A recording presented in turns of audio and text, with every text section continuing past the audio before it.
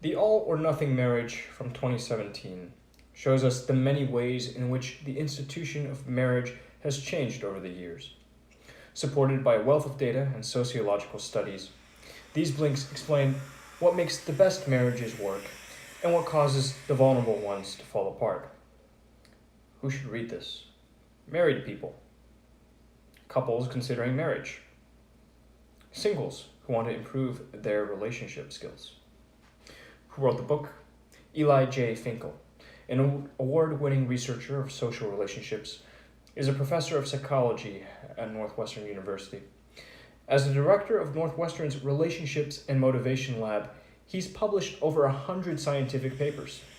He's also a regular contributor to the editorial section of the New York Times.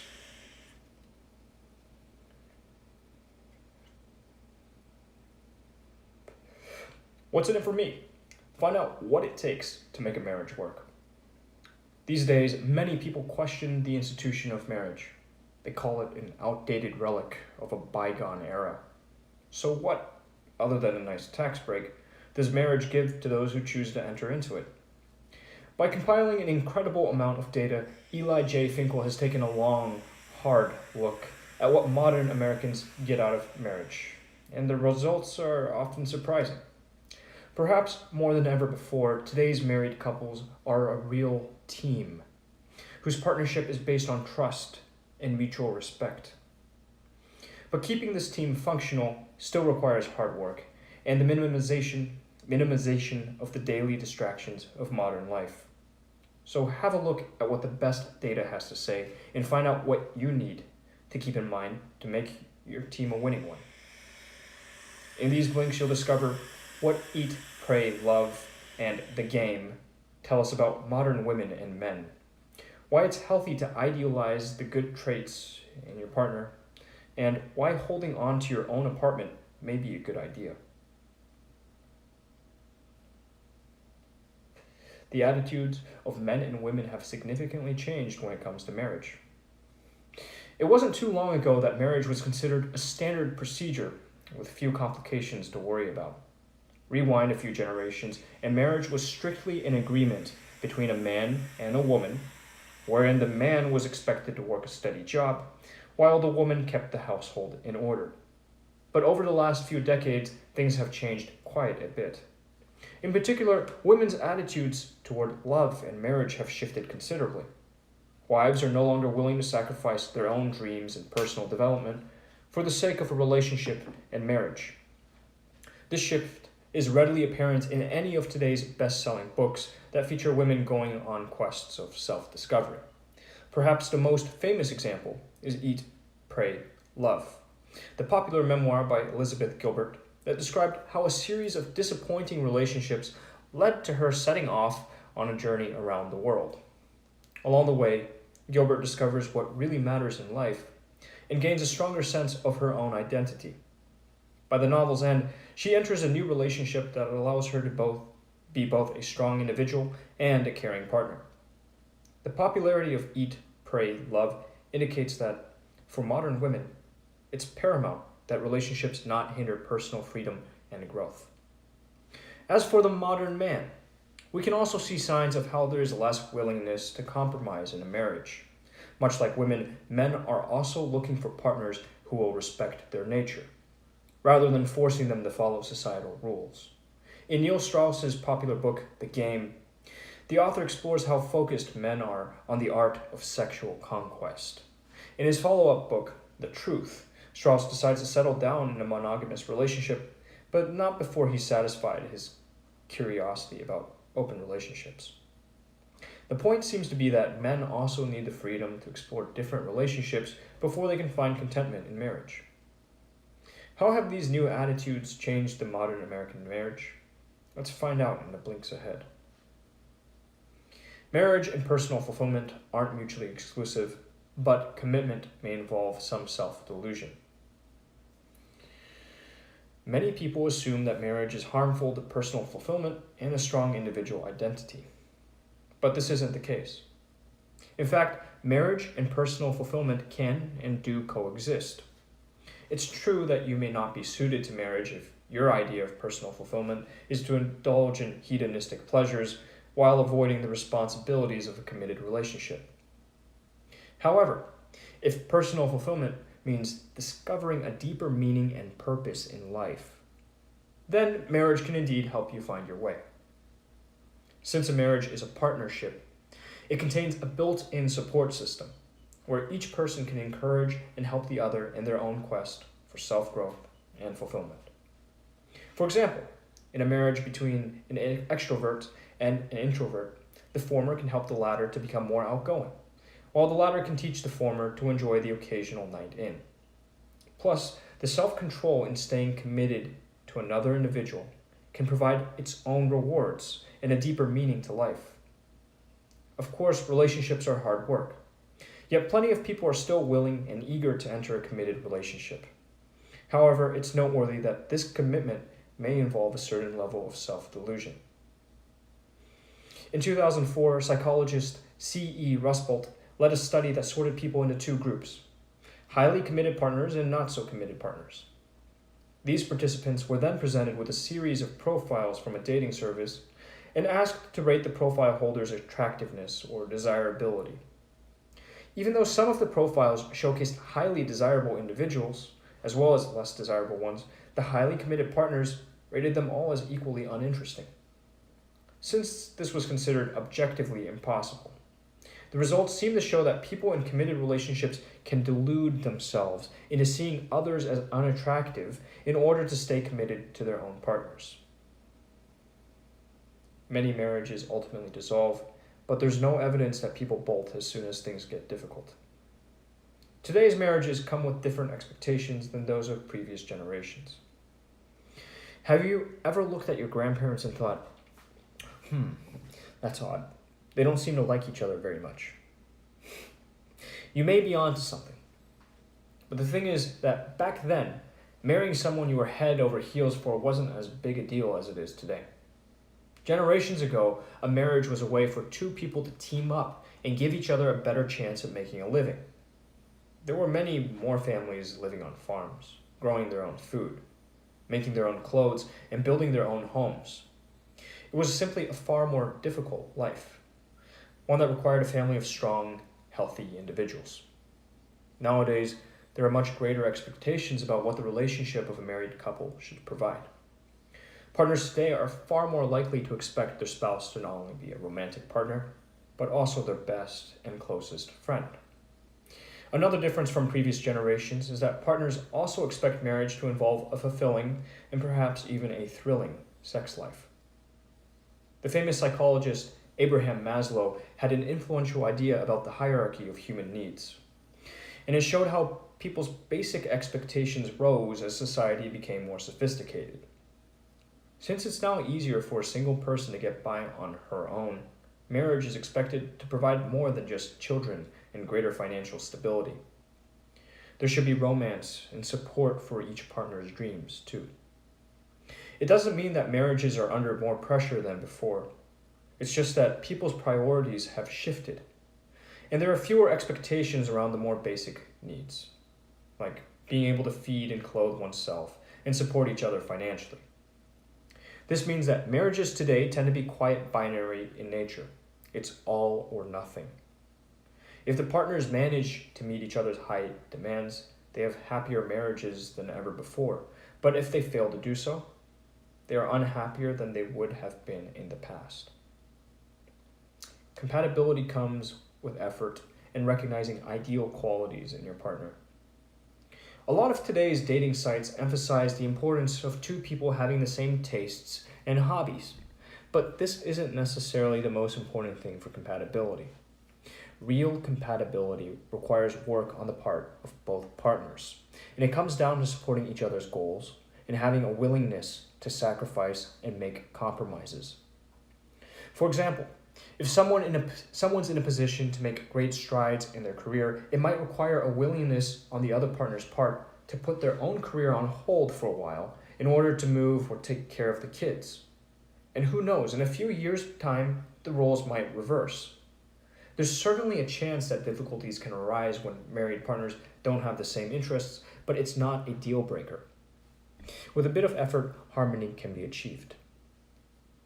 If, for example, a husband is feeling left out of philosophical discussions or his partner's interest in Broadway show tunes, there's nothing stopping him from expanding his own interests to include these subjects.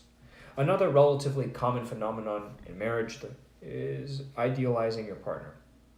Studies even show that doing so can give your relationship a helpful boost. In 2011, the psychologist Sandra Murray performed several studies that revealed that individuals who idealized their partners at the start of the relationship remained the happiest in their relationship 3 years later. This finding is backed up by another study, this one by psychologists Lisa Neff and Benjamin Carney, which suggests that the benefits are especially strong when a partner idealizes a universal trait, like being a kind and loving person. Having this respect is especially helpful when it comes to overlooking a bad habit, such as leaving a mess in the kitchen. Such things are less likely to result in an argument when there's an underlying appreciation for a partner's kindness. There are helpful love hacks to help you overcome low self-esteem and increase gratitude for your relationship. If you've ever been in a relationship with a jealous partner, you know how unpleasant it can be. Even when you're deeply committed to the relationship, they can still end up accusing you of being interested in other people. More often than not, this is a result of your partner's insecurity. And fortunately, there's a way around this issue. Think of it as a love hack. This particular one can help mend any relationship being tested by a partner with insecurity that stems from low self-esteem. Credit for this one goes to psychologist Denise Marigold, who points out that people with low self-esteem tend to dismiss any compliment they may receive from their partner. So Marigold's advice is to have the dismissive partner stop to reflect on the compliments they are given. Rather than responding with disbelief, they should ask themselves, what exactly was said? What is the deeper meaning? And why is this significant to the relationship?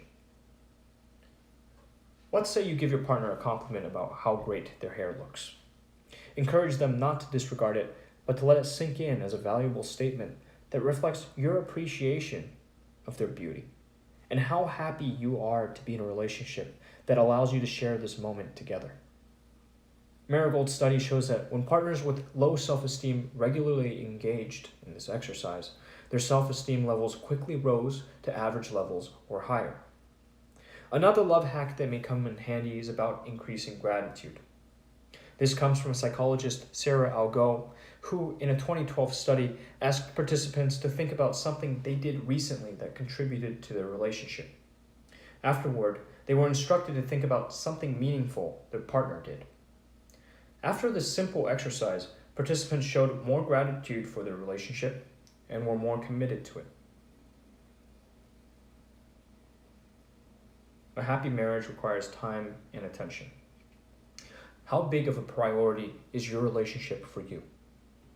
If you're not sure, try to count the days in the past few weeks on which you and your partner spent more than a couple of hours together. If these times are far and few between, you may need to give your relationship a bit more room in your life. Studies show that making enough time for a marriage is key to making your relationship a happy and prosperous one. And in all likelihood, you have more time than you think you do. One study from 2011 found that people who believe they're constantly working actually tend to overestimate how busy they are by a significant amount. For those participants who reported working 40 to 50 hours a week, they overestimated by an average of 5 hours. Those who claimed to work 75 hours a week or more tended to overestimate by a whopping 25 hours. Some of this discrepancy may be due to gadgets and television, two of our biggest time wasters.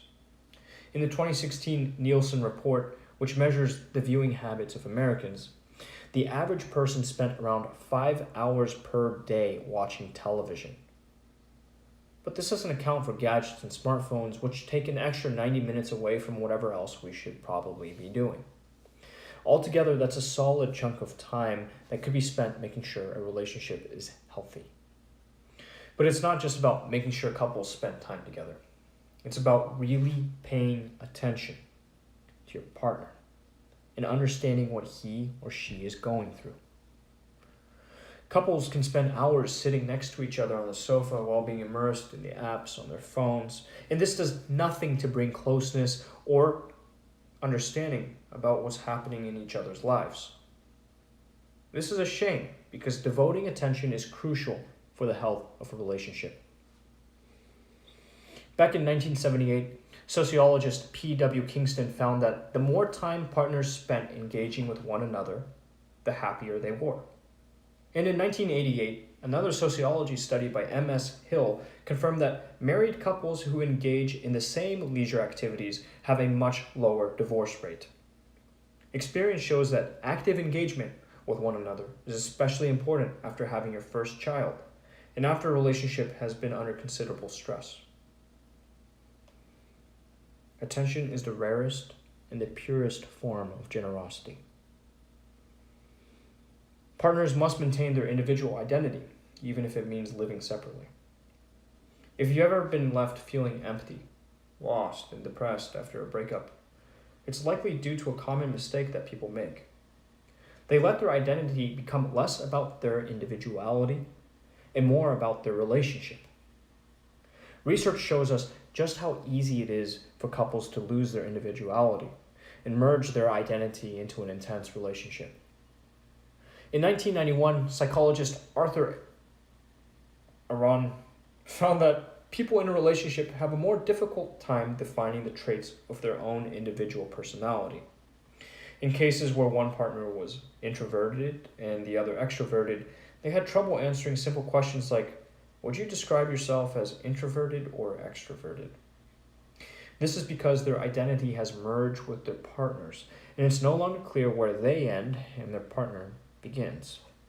It's a problem that intensifies when the couple breaks up, since their sense of identity is suddenly shattered.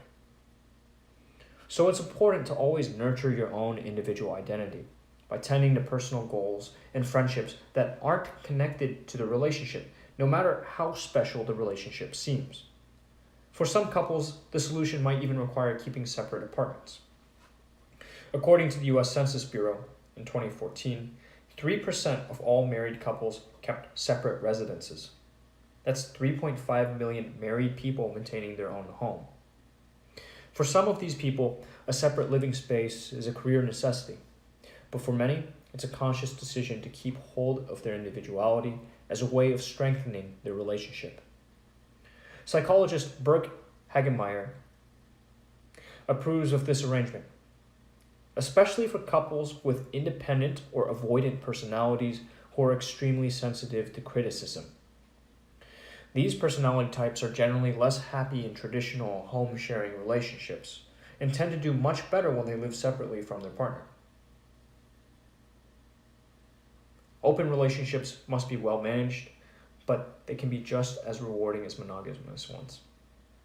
How would you react if your partner of many years suddenly asked you about changing from a monogamous relationship to an open, non-monogamous one? Would you be hurt? Anxious? Excited?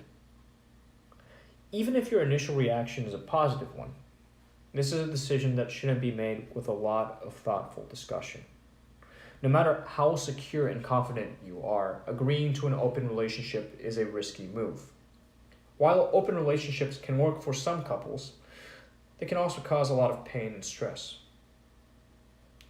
Let's look at a typical couple, Lana and David, both of whom were patients of the author.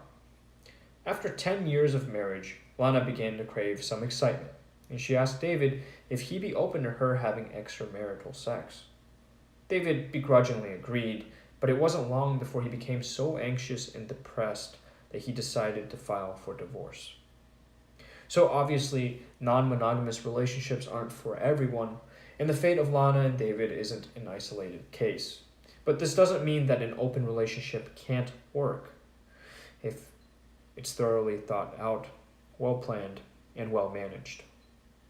Believe it or not, non-monogamous partners are, on average, as happy in their primary relationships as monogamous partners.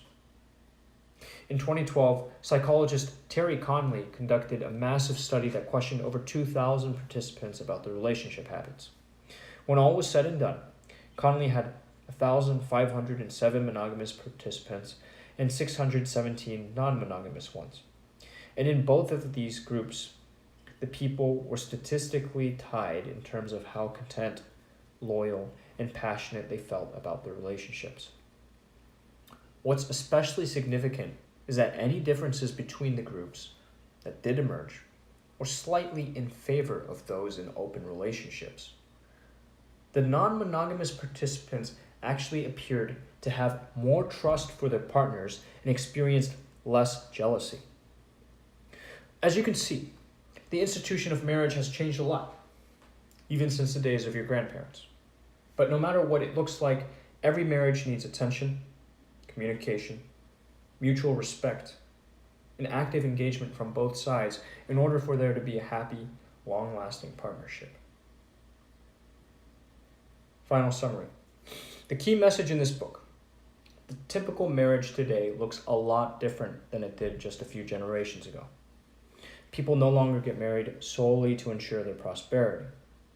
These days, marriage is a matter of getting our higher needs met. Those of personal development, self-expression, and love.